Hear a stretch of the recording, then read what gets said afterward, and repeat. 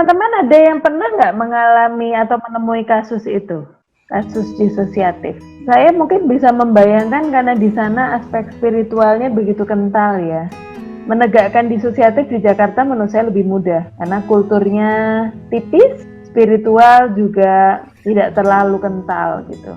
Jadi akan sangat mudah untuk saya menemukan seorang keluarga, bapak atau ibu yang datang membawa anaknya kepada saya gitu.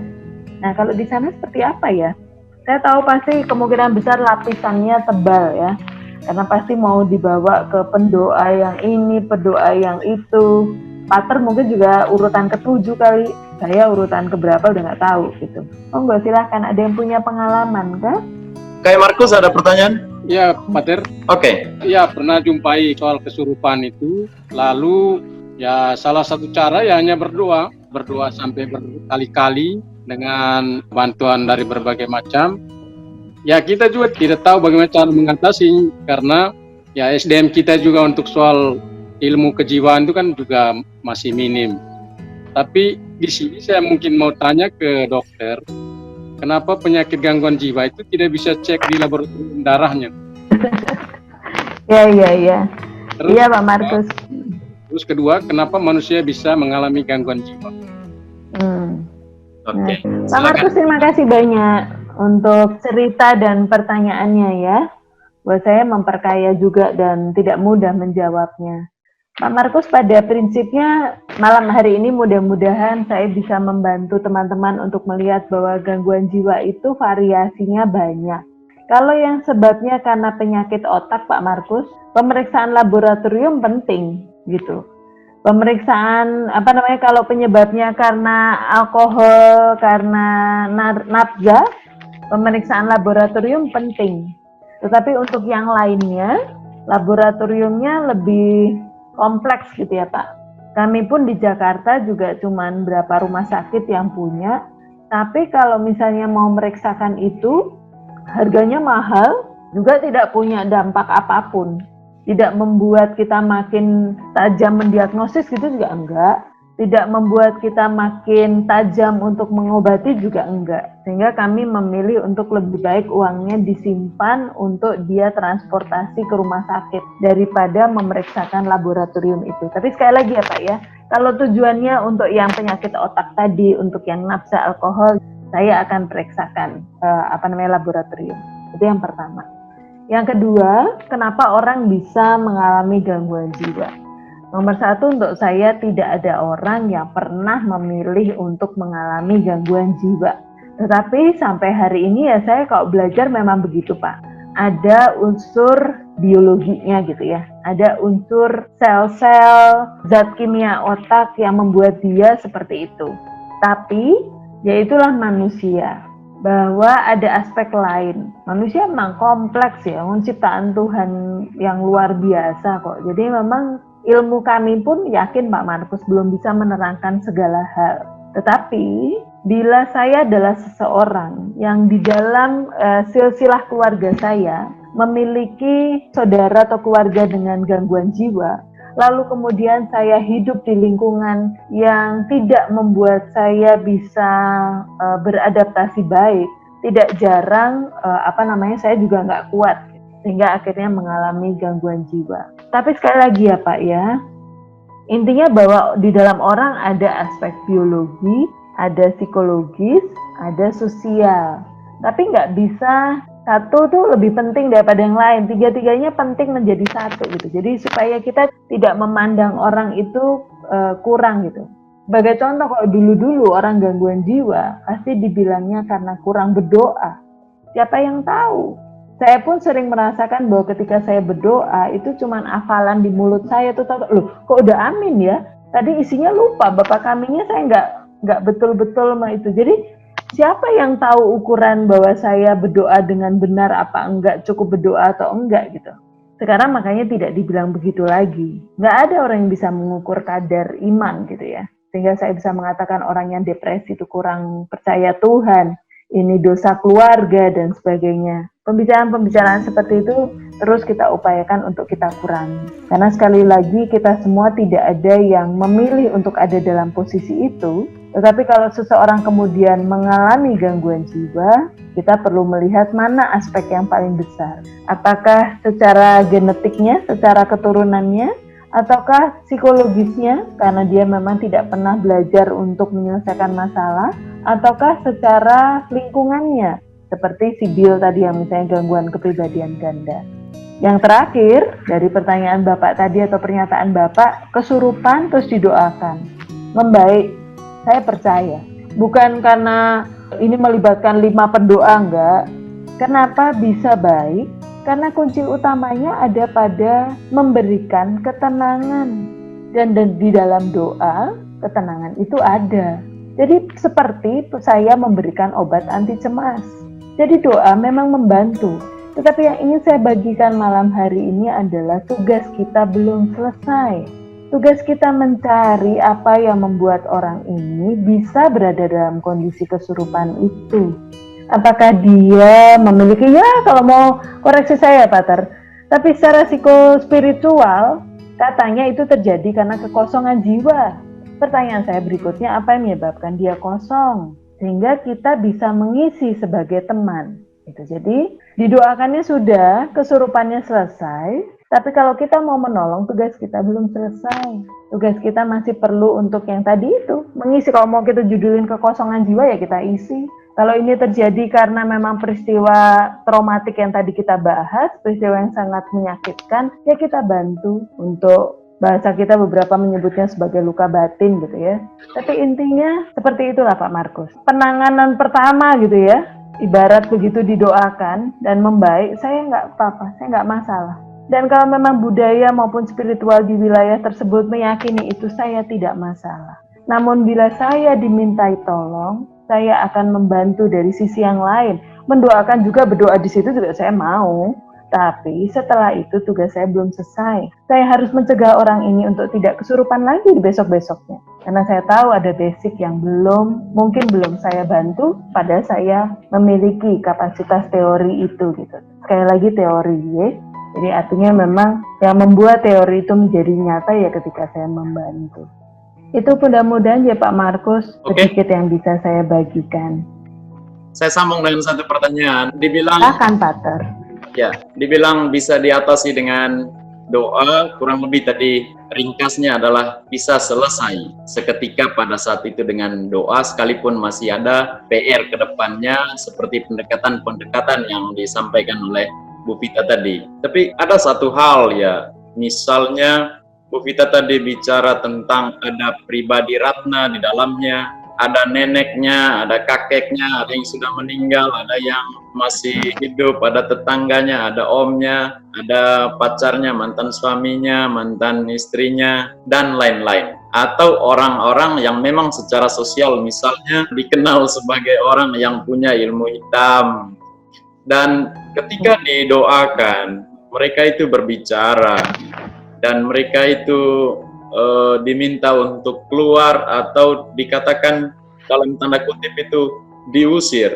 Namanya diusir itu tidak ada usir dengan drama, itu dengan kekerasan, dengan pukul, dengan salib, dengan barang-barang rohani yang keras-keras, bukan rosario benang, rosario yang halus, tidak, dengan salib besi, dengan salib kayu yang keras, ya.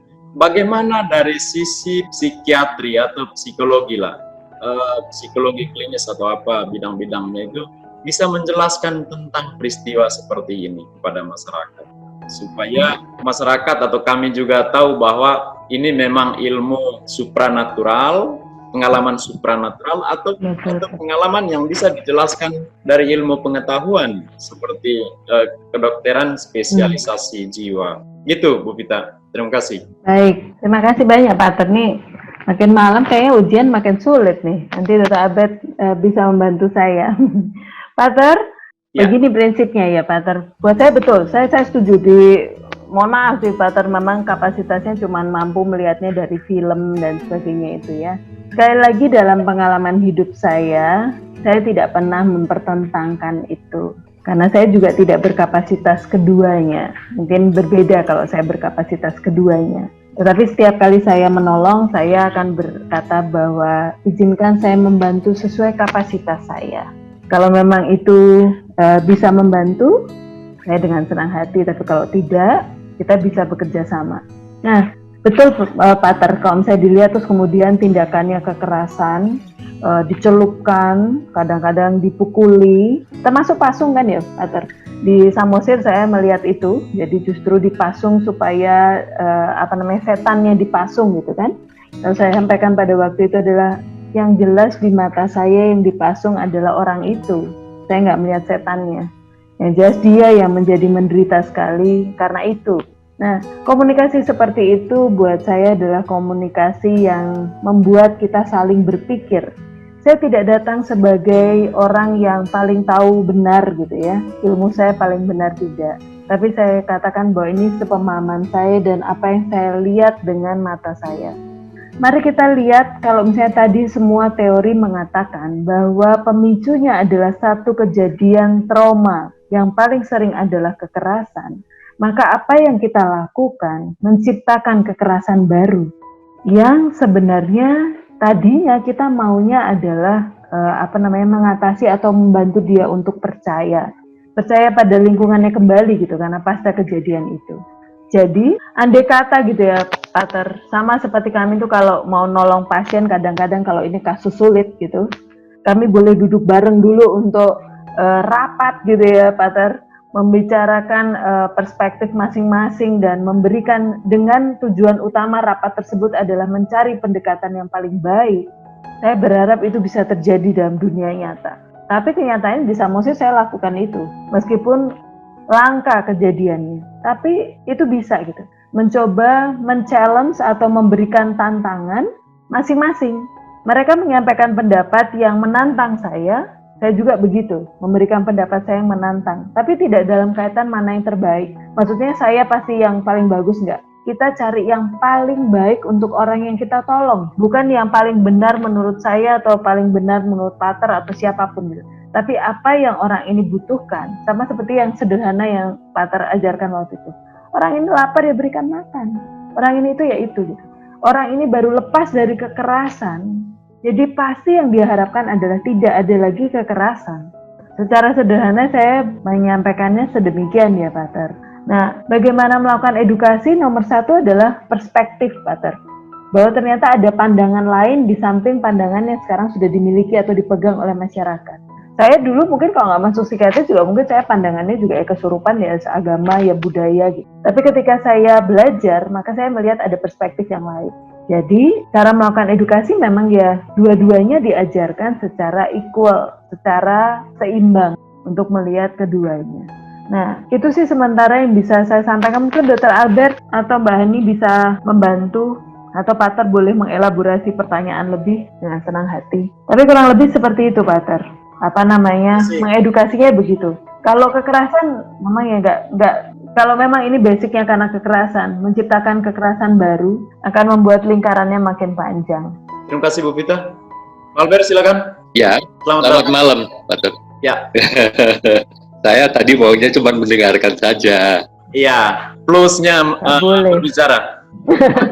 Baik, selamat malam teman-teman. Ya. Apa yang harus saya jelaskan ini? Bu Vita tadi jelaskan tentang bisa ada aven di dalamnya, di dalam tubuh saya bisa ada ratna. Dalam pengalaman kami di Flores itu ada nenek, ada kakeknya yang sudah meninggal atau yang masih hidup, ada bapak mantunya dan lain-lain. Dan itu bisa diusir. Kalau diusir itu berarti dalam tanda kutip kekerasan, pakai salib, pakai barang-barang rohani yang kasar. Bagaimana itu bisa dijelaskan dari sisi ilmu psikiatri? Kalau menjelaskan praktek itu, saya nggak bisa. Karena memang praktek itu sudah ada gitu. Dan saya nggak tahu, kalau nggak salah, ingat saya, koreksi saya Pater, eksorsisme itu diajarkan sebetulnya kan. Cuman masalahnya, eksorsisme itu, pertanyaan saya sendiri, apakah menggunakan cara-cara kekerasan yang menurut Pater itu gitu. Karena kalau cara-cara itu menimbulkan cedera, memang maksudnya kan mengeluarkan roh jahatnya. Tetapi manakala cara-cara itu menimbulkan cedera fisik, yang seringkali cederanya itu bukan cedera ringan, bahkan berat gitu kan. Lalu kita bertanya, apakah itu diperbolehkan? Apakah memang begitu ajarannya? Karena kan kita juga tidak mau mencederai fisik meskipun tujuan kita mengusir roh jahat itu, roh jahat dalam tanda petik ya. Itu tambahan dari saya karena ya sekaligus pertanyaan tentunya. Oke. Bukan hanya itu, karena saya juga melihat cara-cara pengusiran setan yang lain gitu, misalnya dicelup-celupkan, ditenggelamkan gitu, ke dalam bak, atau disentuhkan ujung rokok yang menyala gitu misalnya. Oke. Sama juga dengan penggunaan pasak kayu berbentuk salib itu, kalau itu ditancapkan ke dadanya kan mati dia. Ya. Pingsan dulu lah. Ya gitu tambahan saya. Tapi Ya, Bu Vita. kalau boleh ini sambil saya terima kasih banyak Mbak Ani mengingatkan saya. Pater, mungkin kita harus bedakan tentang yang kesurupan dengan gangguan kepribadian ganda ya Pater.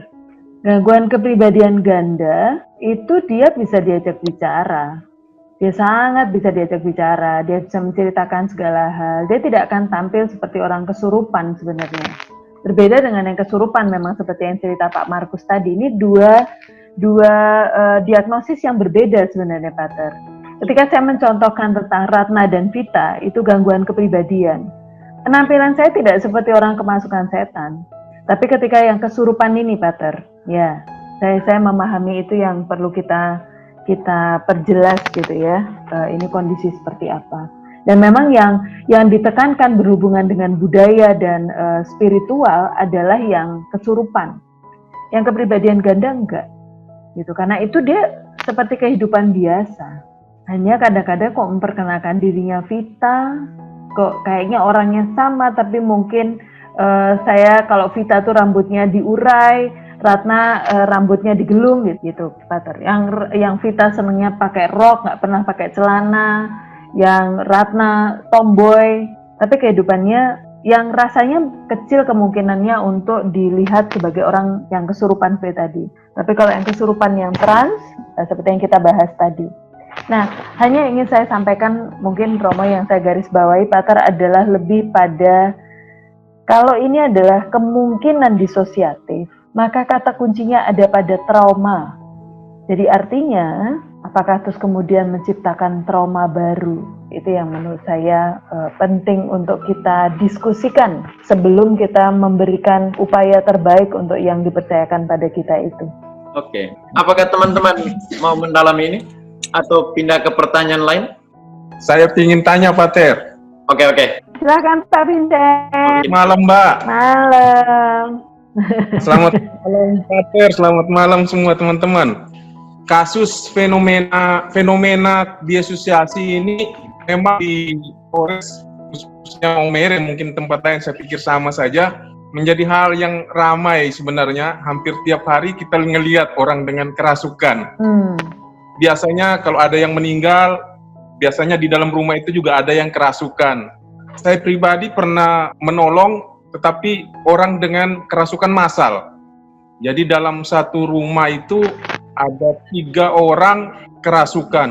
Dan biasanya ketika mereka kerasukan itu selalu muncul orang tua yang sudah meninggal, arwah dari keluarga lain yang datang, orang-orang dari dunia gelap lain yang datang, sehingga konsep yang dibangun di dalam keluarga yang ada di sekitar itu bahwa memang ini ada dunia lain yang masuk ke wilayah orang yang sedang kerasukan ini. Yang ingin saya minta dari dokter, langkah-langkah apa yang harus kami buat sebagai relawan ketika menghadapi kasus seperti ini di lapangan? Kira-kira apa yang harus kami buat step by step gitu? Ya, kalau secara medisnya, seperti yang tadi Pak Markus juga alami, segala hal yang bisa kita lakukan untuk membuat tenang, itu kita perjuangkan. Kalau Pak Markus tadi kebetulan langsung dengan cepat dipanggilkan orang yang bisa berdoa dan berdoa, maka tenang. Kalau tidak ada nih, di Jakarta itu banyak banget tuh, nyari pendoa susah banget.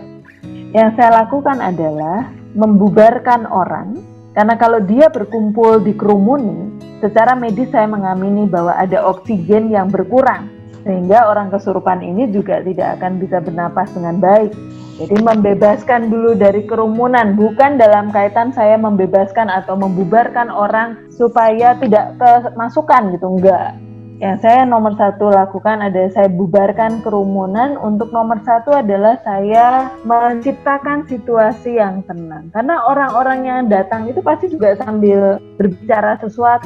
Sehingga saya mau pembicaraan itu lagi saya akan mencoba untuk mengosongkan area. Cukup hanya saya dengan teman-teman yang pada saat itu sedang kesurupan, istilahnya mereka. Kadang-kadang saya waktu di Samosir itu pernah terjadi Pak, di SMP atau di SMA gitu ya waktu itu.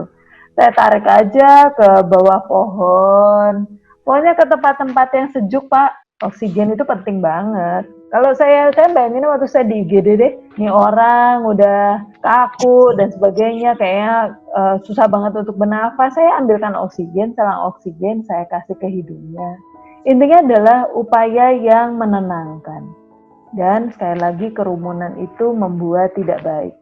Lalu kemudian kerumunan juga membuat ini ya, membuat kalau memang saya, karena salah satunya ada juga yang seperti tadi ditujukan untuk saya mendapatkan perhatian gitu. Nah artinya kalau seperti itu dapat. Jadi saya harus mempertahankan situasi kesurupan itu untuk mendapatkan perhatian gitu. Meskipun ini sesuatu yang tidak disadari. Jadi kalau saya membubarkan, perhatian itu kan hilang. Cukup saya aja yang memperhatikan gitu. Saya dari kesehatan. Kalau anak, terus saya akan biarkan saja Vincent, saya bangun. Saya nggak apa-apain. Saya nggak kasih obat, juga nggak bisa kan, dia masih tidur. Dia teriak-teriak dan sebenarnya saya biarkan gitu. Jadi memang ini satu situasi sekali ya, mungkin akhirnya saya bisa berikan obat gitu kalau yang seperti itu sekali. Tapi kalau tidak ya nggak perlu juga gitu. Saya nggak perlu memberikan terapi apapun. Nah, yang saya mau garis bawahi Pak Vincent, kesurupan ini akan berakhir, dia sudah akan kembali lagi. Tapi yang tadi saya sampaikan juga pada waktu saya berkomunikasi sama Mas Markus bahwa jangan merasa tugas kita selesai. Kita masih perlu mencari siapa tadi yang pertama kali timbul itu. Mengapa itu penting? Karena itulah yang harus kita tolong pertama untuk mendapatkan ada cerita apa nih di balik kehidupannya. Nah, yang lain itu sebenarnya sekali lagi nih secara medis ya. Saya mohon maaf tidak bisa menjelaskan yang lainnya. Tapi kalau secara medis atau secara psikologis ini tuh menular pada yang sedang dalam kondisi galau yang lain gitu. Jadi bukan sebenarnya jinnya pindah-pindah gitu. Tetapi karena dalam satu waktu yang itu, memang anak-anak yang terkena ini adalah anak-anak yang sedusi. Sehingga saya cari nomor satu dulu yang pertama, jadi saya butuh kronologis ceritanya, siapa tadi yang mulai pertama. Lalu kemudian saya datangi kedua dan seterusnya. Itu yang biasanya yang saya lakukan. Nah, untuk mendapatkan cerita itu biasanya nggak langsung pada saat itu kan Pak Vincent. Yang dilakukan pada saat itu adalah menenangkan saja, terus dia pulang. Nah, cuman ya itu tadi, tugas saya sebenarnya tidak berakhir. Guru BP atau apalah istilahnya di sana untuk yang bimbingan konseling dan sebagainya belum selesai. Anak-anak ini perlu dipanggil dalam kaitan apa yang terjadi dalam hidupnya. Mungkin kita sebagai guru nggak kenal betul kan ya Pak Vincent, sebenarnya apa yang betul-betul sedang dia alami. Nah pada saat itulah itu pintu masuk kita untuk berkomunikasi dengan mereka. Jadi itu yang menurut saya bisa kita lakukan tetap dalam porsi relawan dengan gambaran tadi bahwa dia mengalami ini karena dia sedang mencoba melindungi dirinya dari satu kehidupan yang penuh stres, dari satu kehidupan atau satu peristiwa yang menyakitkan. Itu aja garis bawahnya untuk ketika kita menolong orang seperti ini gitu. Yang kita mau bantu adalah menemani dia untuk bisa mengungkapkan perasaannya terhadap situasi stres itu dan belajar untuk bisa menanggapi situasi stres itu dengan lebih baik. Itu sih Pak Vincent. Pater, ini saya boleh jawab yang ada di chat dulu Pater. Oh iya, ada ya. Yang pertama tadi saya dapat dari dari Apriani ya. Oke. Kalau supaya konsisten dan terus ada komitmennya, boleh bareng-bareng yang lain apa enggak? Boleh. Seperti tadi saya sampaikan, sangat boleh. Awalnya bahkan kadang-kadang awalnya saya pikir saya bisa konsisten sendirian gitu, tapi ternyata hidup bisa berubah ya. Terus ternyata saya nggak bisa gitu. Nggak apa-apa. Yang kita hadapi ini adalah orang yang juga mampu menggunakan akal budinya, tapi jangan tipu-tipu gitu kan, itu yang paling penting.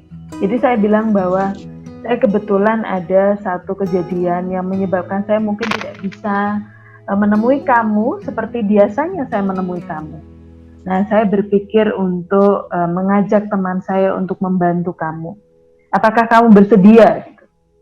Oke, yang artinya kalau bersedia itu bukan cuma menerima kedatangan loh, tapi artinya orang ini juga akan tahu tentang apa yang terjadi. Artinya kita akan transfer apa yang kita udah tahu kan, apa yang dia sudah percayakan pada kita dan ceritakan pada kita. Jadi kalau dia bilang iya nggak apa-apa, it means artinya bahwa dia akan datang dan dia juga adalah orang yang sudah tahu. Kerepotan terjadi bila disetujui ada orang lain, orang itu datang, tapi tidak tahu apa-apa. Kita tidak menceritakan, sehingga komitmen itu atau konsistensi itu menjadi tidak konsisten. Dan rencana kita pun harus dilanjutkan oleh orang itu. Jadi bukan terus kemudian saya ngajak pater duluan terus pater ngajak saya, dan saya memiliki style yang 100% berbeda dari pater gitu. Itu juga disebut konsisten. Jadi konsisten bukan hanya kita hadir saja, tetapi rencana yang sudah kita sepakati bersama pun dipindahkan pada teman relawan yang lain. Artinya sebenarnya memang kita sesama relawan, meskipun kita semuanya relawan, meskipun kayaknya kita punya payung yang sama, tapi sebenarnya kita itu punya style yang mungkin beda-beda. Jadi kalau saya merasa dia sudah nyaman dengan style saya, maka saya akan mencari yang kurang lebih teman diskusi saya yang selama ini tektokannya itu enak gitu. Artinya apa? Orang yang kita bantu itu akan bilang bahwa dia sudah percaya pada saya, dan saya pasti akan berupaya mencarikan yang terbaik yang saya bisa. Artinya ketika saya membawa teman saya pun, ini adalah teman yang menurut saya terbaik yang bisa. Nah, sehingga dia akan percaya dengan hal itu. Tapi mengalihkan, memindahkan, bersama-sama dengan yang lain, nggak apa-apa banget. Tapi ya itu tadi, ada proses yang tidak sembarangan gitu, bukan cuman kayak memindahkan pensil dari tangan saya ke pater. Karena kita bicara tentang orang yang sudah mempercayakan informasinya kepada kita. Jadi artinya kita juga perlu menghargai kepercayaan itu dengan cara menyampaikan kepada teman kita. Baik, yang berikutnya dari Mbak Rina. Kebetulan Mbak Rina juga dari Samosir ya, jadi tahu persis tentang apa yang mungkin saya hadapi dukun di sana. Nah, bagaimana caranya untuk keluar gitu ya, ketika berhadapan dengan kelompok masyarakat yang sudah sangat percaya bahwa pendekatan-pendekatan praktek yang ada yang terbaik gitu. Saya sekali lagi tuh tidak pernah merasa bahwa praktek saya yang terbaik juga enggak. Saya nggak pernah mengatakan begitu. Saya cuma bilang saya belajar banyak di A, tapi yang terbaik belum tentu. Tapi kalau itu sesuatu yang prinsipil, misalnya mengambil nyawa, kalau itu terus kemudian melukai, sampai kapanpun itu bukan masalah saya benar atau enggak. Itu masalah basic, melukai orang lain itu mah nggak boleh gitu. Itu hak asasi manusia. Jadi beda konsep. Jadi kalau saya datang dan kedua, ketika kesempatan itu ada untuk saya melakukan edukasi, saya nggak boleh merasa bahwa satu kali cukup untuk mengedukasi. Dia meyakini itu dan membentuk keyakinan itu berpuluh-puluh tahun. Bahkan diturunkan dari bapaknya, mamanya, diceritakan bahwa cara untuk mengatasinya adalah begitu. Lalu kemudian saya datang satu kali mengatakan bahwa tidak, ini adalah disosiatif. Lalu saya rasa itu cukup. Mohon maaf, saya tidak adil. Jadi memang ya saya harus datang berulang kali untuk mengatakan agar dia juga melihat apa yang saya kerjakan. Jadi saya merasa bahwa kesalahan saya masih tetap lebih banyak. Nomor satu, karena saya tidak menyediakan informasi itu. Kedua, saya menyediakan informasi tapi merasa cukup hanya satu kali saja. Lalu saya menganggap mereka akan sama dengan saya atau memiliki pengetahuan yang sama. Saya belajar ini berapa tahun. Sama seperti beliau belajar tentang pengobatan itu bertahun-tahun gitu. Makanya saya tidak akan datang sebagai saya yang paling benar, tapi ini pandangan untuk orang yang dipercayakan Tuhan pada kita. situ sih saya. Jadi saya nggak akan against itu dan melakukan saja apa yang memang saya harus lakukan, yaitu selalu berbicara gitu tentang hal itu. Kemudian ada menyampaikan bahwa menyentuh bagian punggung belakang dari orang tersebut, terus memercikan air. Oke. Jadi memang banyak yang seperti itu sih. Bagian punggung ini nanti mungkin Mbak Santi, Dr. Abed sama Mbak Hani bisa juga membantu saya. Kami pun di dalam proses terapi untuk mengatasi kecemasan ada loh begini. Ini adalah bentuk untuk mengurangi kecemasan memang. Membantu kita untuk rileks.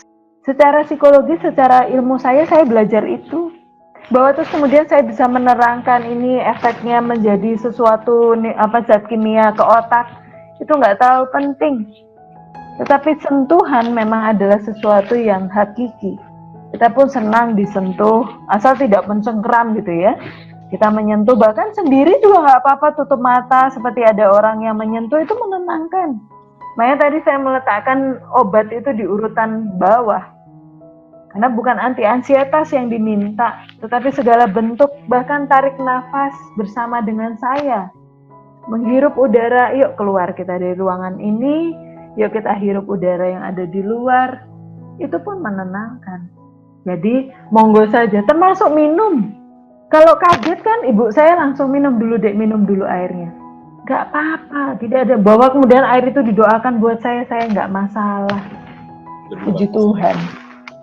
Tapi yang jelas saya tahu bahwa minum itu memang menenangkan. Minum ada oksigennya di dalam air. Jadi secara medis pun saya juga bisa menerangkan itu gitu. Jadi nggak apa-apa, nggak ada yang harus against itu. Tapi saya paham, betul Mas Markus. Lebih enak untuk mengatakan anak saya kesurupan daripada anak saya gangguan jiwa.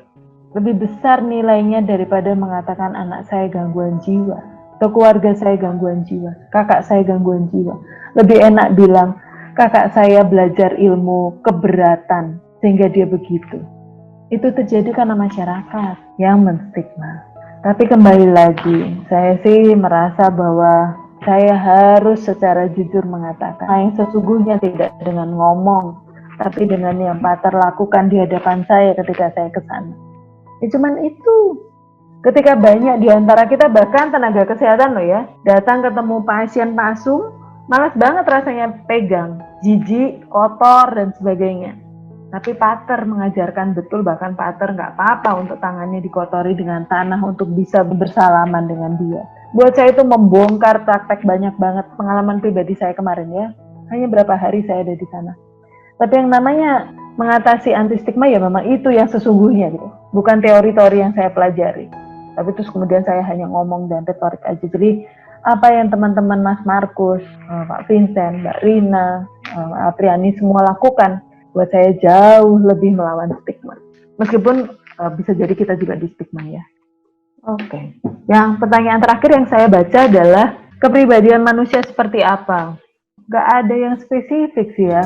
Sama sekali tidak ada yang spesifik kalau dari buku yang saya baca ya. Tapi mereka memang ada sih, mereka yang cenderung lebih banyak keraguan, mereka yang mudah cemas gitu.